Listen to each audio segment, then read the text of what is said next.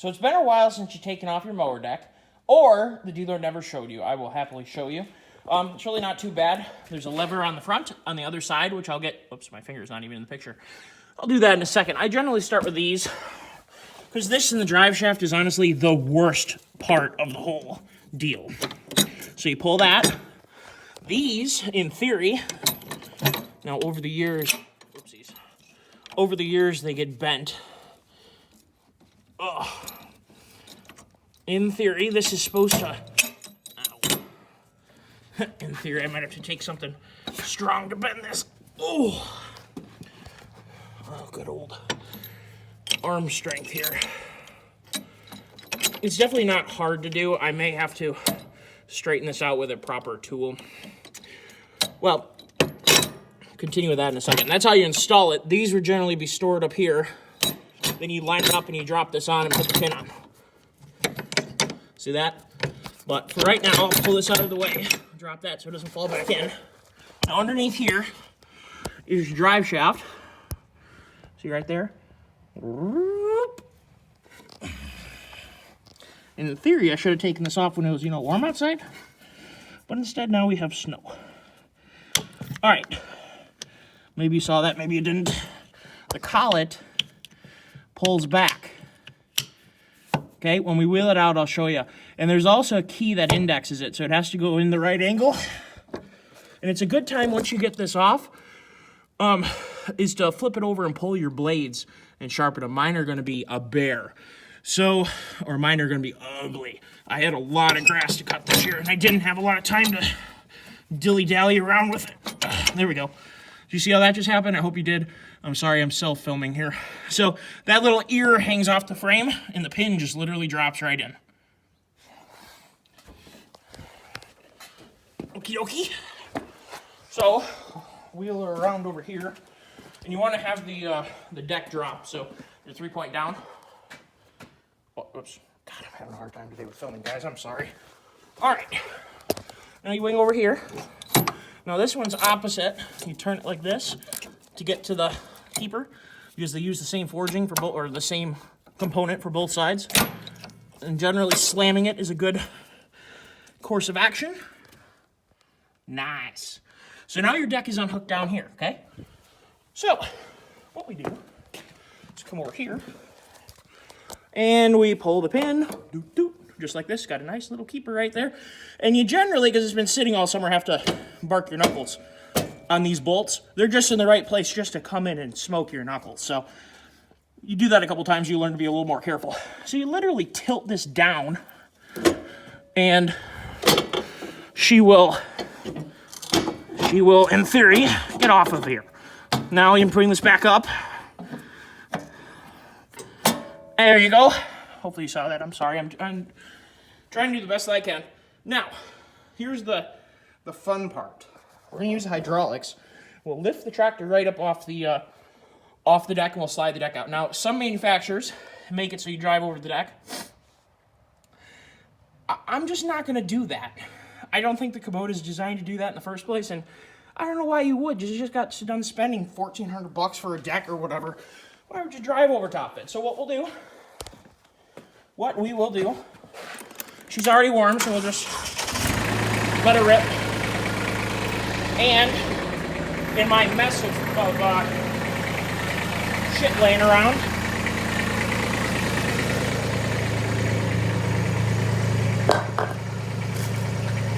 ideally you'd have two, but I live in a world that's not so ideal. Mostly by my own creation. So, up, roll, there we go. And I'm just gonna limp her forward just a smidge. Oh shoot, I got it neutral, oh well. Man. I like to have the blade vertical.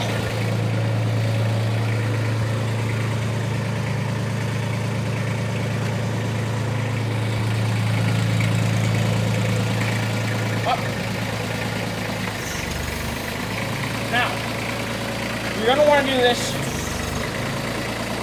in pieces because you don't want to roll over your deck. Whoop! Don't want to do that. So as you lift up, whoopsies, not down. As you lift up, you'll get closer and closer, right? Now,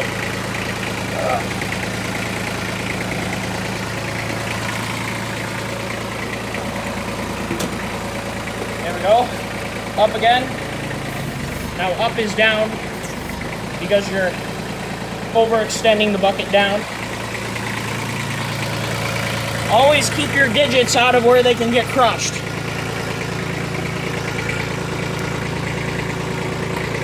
So what we're going to do is go up just a smidge higher.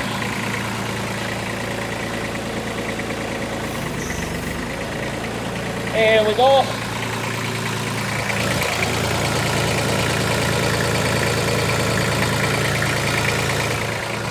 Look at that handle. Nice. Now you don't want to have it up in the air for any more than you got to. So you're going to want to do the opposite. You're going to go bucket up, which is stick down. Nice and easy so you don't knock it off its piece of wood. Look at that. Up. Roll. Done. So that's, I'm not sponsored by Carhartt, but I damn near wear everything Carhartt. I love my Carhartts. That is how you get the deck, which is going to be a dirty mess if you mow a lot of lawn, and make it a, well, I call it when I take the bucket off, a sports tractor, because it is a lot shorter. I mean, that's 5 feet, 5.5 feet when you're mowing. Oh boy, does that make a difference. Night and day. I don't know what I call it with the mower off. I guess it's just a tractor now. Yeah, it's really not hard to do. What'd that take me? 7 minutes monkeying with a telephone. So, you know, it's really not that big a deal. You can put it on. Putting it on is a little bit more fiddly because you got to line up these ears. And then this shaft. Let's see if I can. Where is it? It's right there. See that wider? If I remember correctly. It's been a little while. So this is a good time to do your service. We got grease certs here, here, here. I thought there was a grease cert on the gearbox. Anyway, it's a good time to take care of your crap. We run it with the blade protector, or the belt protectors off. And I'll tell you why. Because to be honest with you, it doesn't keep anything out. And all it does is pack in and get really hot. So at least this way you can monitor your belt. It's easy to clean out. This belt's still in good shape. She's done a lot of cutting. There's another cert right here. Obviously, there's another one over there. I think the gearbox then must be internally oiled because evidently it doesn't have a grease cert. But needless to say, here's your collet. See that? Whoopsies. I'm sorry. See your collet? That moves your, I assume there are check balls in there? Yeah, I think I see one right there. Okay, when you put it on too, see how it's locked right now? There you go. You can pre-lock it. Come on. It's hard doing things one-handed here. There you go. There's your pre-lock, and you can just slide her up and boop. So, there you go. Sound effects aside, I'm going to do some well-needed cleaning on this old girl. This has been a great mower. Oh, here's a grease cert. Hell yeah. There's one. There might be one on the other side. Like I said, it's a good idea right now to do some... I should be hunting right now, but you know what? I'm not a professional hunter. I do it for fun. And you know what? I can't hunt every day of my life. I got stuff I got to do. I got stuff I want to do. There's a lot more to life than being a one-trick pony, so... If I can give you any dad advice of the day, fill your life full of things that make you happy. And don't worry if you don't do 100% of one of them. That's why you do many things. I have my summer hobbies. I have my winter hobbies. I have chores I like to do. And to be honest with you, material goods do not buy happiness. So there's some more dad advice. I I have a thing about driving around crappy vehicles. I just love beaters. Beaters make me happy. They're fun to drive. It's always full of excitement. But I'll tell you the last bit of dad advice. Because I am a dad. I might be young, but I am a dad. So I've gotten time to look back on the things my dad has said to me, both critical and positive. And nobody's perfect. Everyone makes mistakes. Nobody's perfect when it comes to dadding, and no one's perfect when it comes to momming. What the heck was I going to say?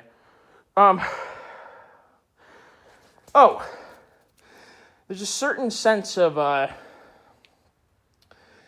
relaxation when you got crap to do, and what you're doing it in isn't likely to break. So keep that in mind. I'll be the first one to advocate having fun. But one of the biggest changes in my life I made that helped me a lot was having something reliable. So that when I went to and from work, I actually did have really reliable vehicles in college, and in high school I bought my Excursion when I got accepted to Kettering, and because I knew I was going to be moving a lot. And that was a super reliable truck. I mean, there's that truck I haven't really had to change anything. It never left me stranded. Same with my Cummins. I've had really reliable stuff. But I did have a couple beaters during that period of time. I had an 01 Focus that was with a 2.0 split port that we rebuilt the motor on and stuff. Well, it left me stranded once. And it was right after we got done rebuilding the motor. I was so proud of it because we did such a good job given the circumstances. I mean, it was a budget rebuild if there ever was one, but it was fixed. Well, something didn't cross my mind. I had to be at my desk in Holland, Michigan the next morning at 8 o'clock in the morning.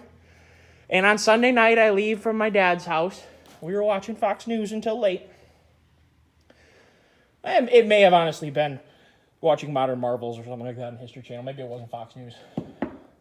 Point being, I got in the car late, and I'm like, I'm going to take the car. I know we fixed it. We did a good job. I trust the motor. My dad was like, okay. I get to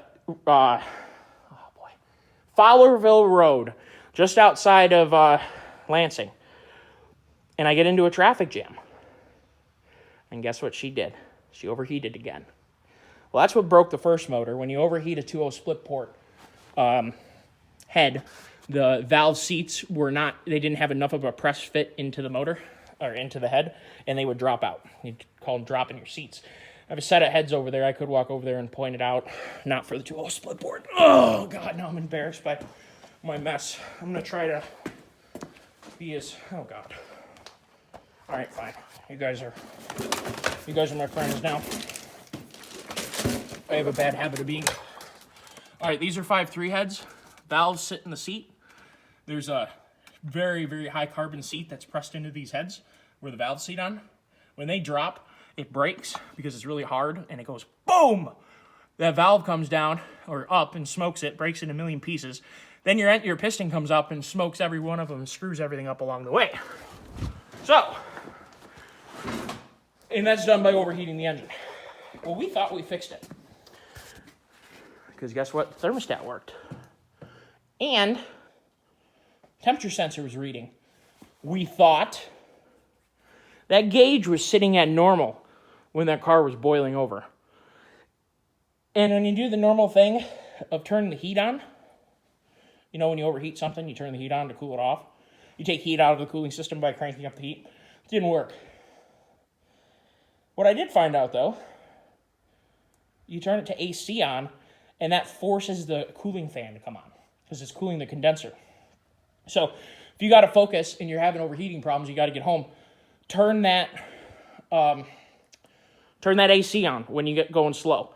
Anyway, we ended up changing it. So the thermostat that kicked on the, it's cold out, so I'm kind of huffing and puffing here, and sniffling and snorting.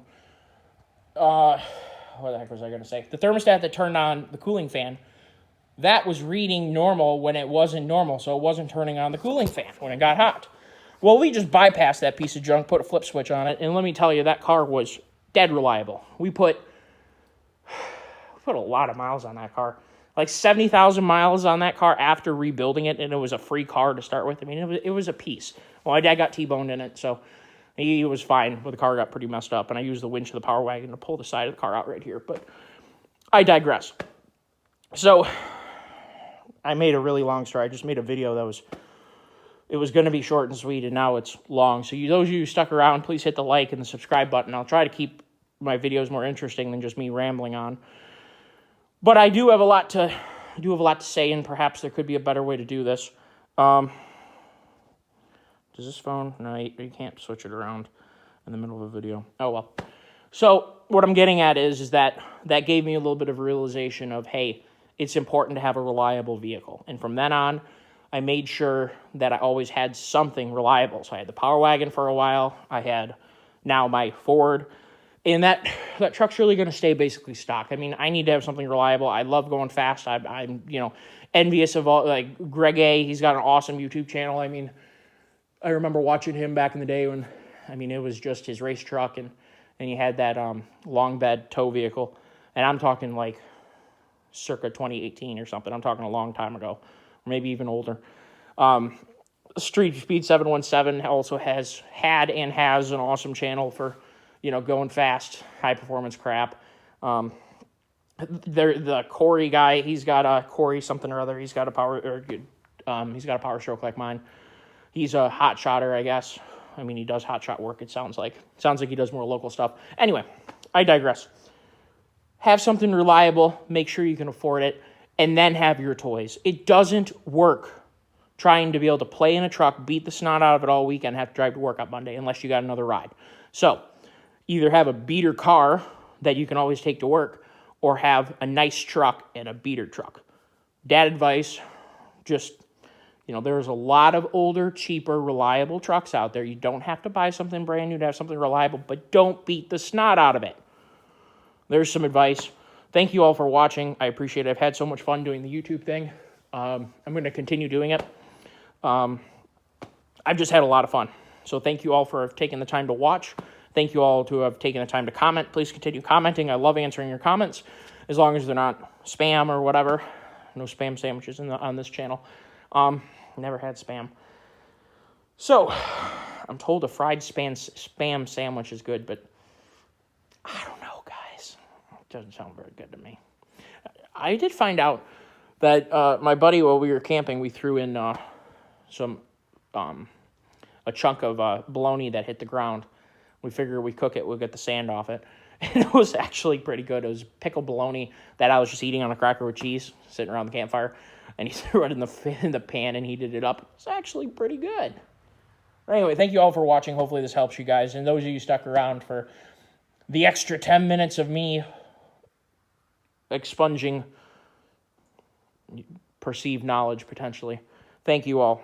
And hopefully you had a great Thanksgiving. I'll get this uploaded. And for those of you with Kubota and want to get your thing off, I have never taken off a deck on another brand, so I can't speak to Massey or Case or John Deere.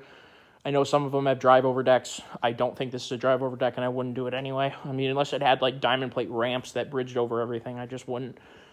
But anyway, that's the gist of it here. Thank you all. Have a good day.